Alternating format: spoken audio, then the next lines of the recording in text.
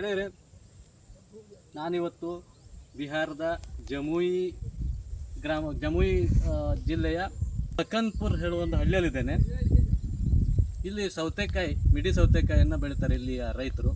ನೋಡ್ಬೋದು ಇಲ್ಲೆಲ್ಲ ತುಂಬ ಪೂರ ಏನು ಜಮೀನಿದೆ ಎಲ್ಲ ಸೌತೆಕಾಯಿ, ಮಿಡಿ ಸೌತೆಕಾಯಿ ನೋಡ್ತೇವೆ, ಹೊಡೆದಾಟ ಬಡದಾಟ ಹಾಗೆ ಹೀಗೆ ಅಂತ. ಆದರೆ ಹಾಗಲ್ಲ, ಇದು ತುಂಬ ಹಳ್ಳಿಗಳಲ್ಲೆಲ್ಲ ಒಳ್ಳೊಳ್ಳೆ ವಿಶೇಷಗಳನ್ನು ನೋಡ್ಬೋದು.